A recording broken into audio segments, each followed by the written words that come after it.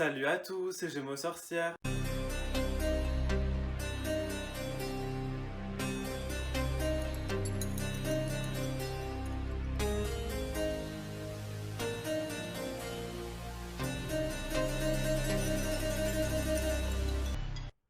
J'espère que vous allez bien. Moi, ça va. Petit disclaimer avant de commencer cette vidéo. Sachez qu'elle est interdite aux personnes mineures. Donc, si vous êtes mineur, je vous conseille de ne pas regarder la vidéo et donc de passer votre chemin. Je vous aurais prévenu. Voilà. Alors, donc, nous allons pouvoir commencer notre petit sujet tant attendu, qui est sur du coup la sexualité en magie. Alors, du coup, c'est quoi? Alors en fait, donc la sexualité en magie ou magie sexuelle, ça va être en fait le fait de pratiquer de la magie durant un acte sexuel, tout simplement. Que ce soit des préliminaires ou la totale, hein, donc ça compte, même les préliminaires. Car en fait, une grande énergie va donc s'éveiller, émaner de nous, donc ça va être une grande énergie de pouvoir, de création, de joie, de plaisir, vitalité aussi. C'est un acte sacré. Alors en fait le but c'est dans tous les domaines de la magie, genre vraiment c'est à vous de choisir, ça dépend de ce que vous voulez faire, ça dépend de ce que vous allez pouvoir faire avec cette énergie que vous allez donc réveiller en vous. Mais quand même la magie sexuelle c'est souvent utilisé du coup pour tout ce qui va être lié à la fertilité, à l'amour ou tout simplement au plaisir, pour l'abondance, pour demander des choses, donc par exemple, je sais pas, demander la connaissance ou autre, pour la vitalité, la guérison, la destruction. Hein, parce qu'on peut créer des choses, mais on peut aussi détruire des choses. C'est pas forcément négatif, hein, on peut détruire des choses pour du positif, bien sûr. Donc on peut le faire seul, donc on peut pratiquer du coup de la magie sexuelle seul, bien entendu, mais on peut aussi le faire avec quelqu'un, donc quelqu'un en qui on a confiance, donc avec la personne avec qui on est en couple, notre ami, peu importe, mais vous pouvez aussi le faire avec un inconnu, donc voilà, donc une personne que vous connaissez pas, vous pouvez très bien aussi le faire. Cela ne pose aucun problème seul ou accompagné, inconnu, connaît. Peu importe, ça change rien, vous pouvez toujours faire de la magie sexuelle avec. D'ailleurs, peu importe les sexualités, deux hommes, deux femmes, peu importe, ça marche tout aussi bien. En parlant de ça, c'est qu'en fait, c'est la polarité masculine et féminine qui va vous permettre. En fait, ce sont les deux extrêmes. Et c'est ça qui permet justement cette création énergétique, toute cette énergie de puissance que vous allez pouvoir avoir lors de l'acte sexuel. C'est en fait la polarité masculine et féminine. Donc c'est une sorte de rôle, une sorte de titre que l'on va pouvoir donc faire. Sachez que par exemple une femme peut avoir une polarité masculine, tout comme par exemple inversement du coup. Mais par exemple il peut y avoir deux personnes à polarité masculine, tout comme deux personnes à polarité féminine. Et aussi pour tous ceux qui sont non-binaires ou autres, vous êtes aussi inclus dedans, puisque vous n'êtes pas obligé de forcément atteindre les deux polarités extrêmes.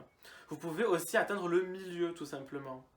Voilà, le milieu qui est quand même assez intéressant à explorer, je pense. On peut utiliser du coup cette énergie sexuelle, parce que c'est même avec quelqu'un, du coup, parce que c'est quelque chose de très intime, c'est très fusionnel, du coup, ce qu'on va avoir avec la personne, parce que, vous savez pourquoi. Par exemple, on va pouvoir utiliser du coup pour différentes méthodes, pour différentes étapes, ça dépend. Donc, par exemple, lorsque votre cercle est tracé, donc dès que vous avez terminé de faire votre cercle, avec la personne, ou tout seul, ça marche aussi tout seul, vous pouvez ensuite donc faire un acte sexuel, donc par la masturbation, ou alors c'est quelqu'un des préliminaires, ou tout simplement un acte avec pénétration, vous pouvez très bien le faire aussi, il n'y a pas de problème. En fait, donc le fait donc de faire un acte sexuel une fois que le cercle est tracé, c'est qu'en fait ça va faire monter l'énergie en vous, donc en vous-même déjà, mais ça va aussi faire monter l'énergie dans le cercle. Vous pouvez aussi y placer une volonté. Donc en fait, donc si vous avez une volonté, je sais pas, d'abondance par exemple, donc lorsque vous faites votre acte sexuel et que l'énergie monte en vous, vous la chargez de votre volonté, donc par exemple l'abondance. Donc vous-même, vous allez avoir une énergie d'abondance très puissante due à l'énergie sexuelle, mais le cercle lui aussi va être chargé d'une énergie d'abondance. Donc c'est un très bon moyen du coup de charger l'énergie du cercle. Évidemment, par exemple aussi pour la guérison, vous pouvez faire de la magie sexuelle uniquement si vous êtes capable d'avoir un rapport sexuel. Uniquement si vous êtes capable, donc si vous n'êtes pas capable, évidemment ne le faites pas. Hein. D'ailleurs aussi, voilà, donc lorsque on va avoir un rapport avec une personne, surtout comment est-ce qu'on va pouvoir faire? Donc ça se fait inconsciemment ou alors on peut le faire consciemment, ça dépend.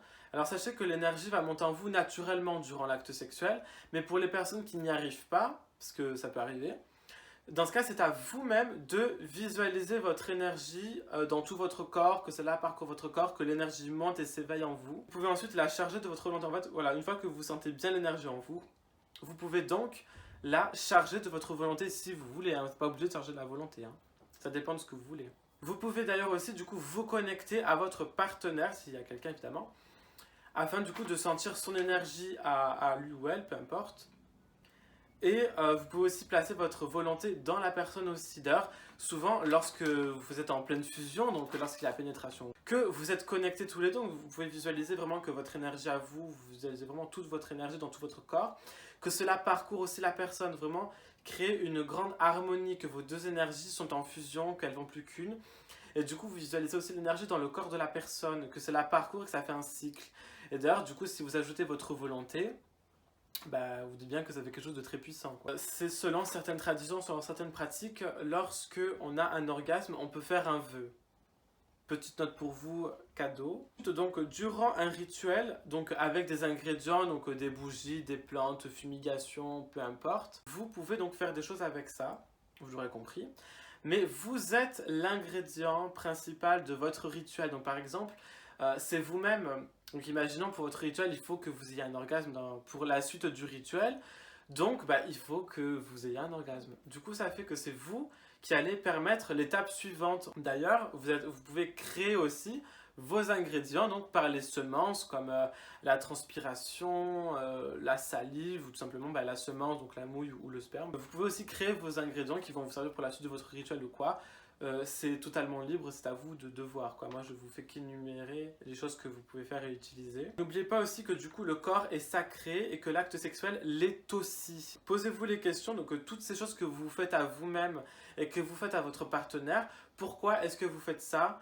Qu'est-ce que cela va vous procurer à vous et à l'autre? Qu'est-ce que vous aimez? Qu'est-ce que l'autre aime? Qu'est-ce que cela symbolise pour vous?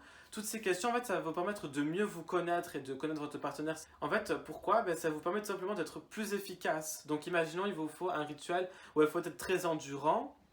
Ben, dans ce cas, vous allez faire des choses pour être endurant. Vous n'allez pas directement trouver le point G pour directement déclencher l'orgasme. Vous voyez? Ou alors, imaginons, il faut, dans un rituel que vous ayez un orgasme très vite. Ben, dans ce cas, vous allez directement vous activer pour qu'il y ait l'orgasme le plus vite possible. C'est important du coup de se connaître pour que tout se passe bien, quoi. C'est plus efficace de mieux se connaître. Vous pouvez aussi utiliser l'énergie sexuelle pour vos divinités, en faire des offrandes. C'est un acte de dévotion, donc vous pouvez offrir votre plaisir aux divinités. D'ailleurs, les divinités peuvent aussi vous guider pour découvrir cette sexualité. Personnellement, la sexualité fait partie de ma pratique. Du coup, ça fait que moi, c'est la déesse Freya qui me guide, donc, parce que la déesse Freya est une déesse sexuelle aussi, et de magie. Du coup, si vous avez un lien avec elle, vous pouvez travailler avec la déesse Freya. D'autres divinités, mais on va venir juste après. Concernant du coup toute la panoplie ingrédients, etc., nous avons donc la cannelle, les roses rouges, l'eucalyptus, le poivron, le piment, le sucre, le miel, le vin, le gingembre, donc ça c'est consommable, etc. Nous avons aussi le gui et la mandragore. Sachez que ce sont des plantes toxiques, donc vous pouvez les mettre, les attacher soit au-dessus de votre lit, soit en dessous de votre lit durant l'acte sexuel. Mais ne les consommez pas, c'est toxique, hein, je précise. Vous pouvez aussi du coup faire des sacs à sortilèges, des sachets charmes ou des batteries qui accumuleront et contiendront l'énergie que vous allez donc créer lors de votre acte sexuel. Les planètes du coup c'est Mars et Vénus. Et du coup, les jours, c'est mardi et vendredi pour les raisons évidentes. On peut faire du coup des talismans, tout ça. N'oubliez pas que... On peut faire aussi du coup des sigils qu'on va pouvoir graver sur le corps qui peuvent s'effacer avec la transpiration ou tout simplement qu'on va pouvoir du coup mettre des semences sur le sigil pour l'activer ou quoi. Vraiment plein de méthodes, franchement, soyez créatifs, c'est à vous de toute façon de trouver les choses. Personnellement, moi j'ai déjà tout. Hein. Il y a encore des choses que je teste et que ça, donc vraiment c'est super intéressant et évidemment ça demande du temps, donc prenez votre temps quand même. Hein. Ensuite, vous avez aussi donc les bougies rouges pour du coup la sexualité, le plaisir, et vous avez du coup les bougies vertes pour la fertilité. Vous pouvez aussi graver vos bougies. Hein. Ou faire des dagides. Donc ensuite en divinité nous avons donc, par contre je parlais que des divinités Europe avec qui plus ou moins je les connais bien quoi. Nous avons donc du coup Aphrodite, Arès, Zeus, Pan, Cernunnos, Aradia, Freya, Brigane et Dagda. Et pour la fertilité, donc enfin c'est aussi la sexualité mais plus utilisée en fertilité, du coup c'est toutes les déesses mères, du coup Gaïa, Isis, Dana, Et après, ça dépend de vos divinités à vous. Hein. Moi, je vais pas. Il y en a beaucoup. Par exemple, il y a aussi Hathor pour la sexualité ou la maternité, ça dépend. Mais moi, voilà, je vais pas non plus tout dire, puisque c'est pas forcément des divinités avec qui je travaille. Et comme je n'ai pas la prétention de dire je connais tout, bref, vous avez compris. Absolument vous protéger, hein. Bien entendu, on se protège lors d'un acte sexuel parce que c'est très. Le sexe tue, clairement. Tout est dangereux.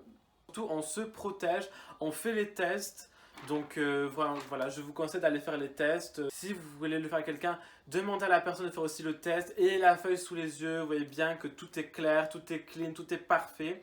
On ne rigole pas avec la santé, les IST, MST, on ne rigole pas avec ça, c'est très dangereux. Il y a des façons très simples d'éviter tout ça, donc vaut mieux prévenir que guérir, vous le savez vous-même. Donc protégez-vous, faites attention, prenez bien vos précautions, faites les tests, etc. Voilà. J'espère que cela vous aura appris des choses, j'espère que cela vous aura plu. Et je vous dis, prenez grand soin de vous.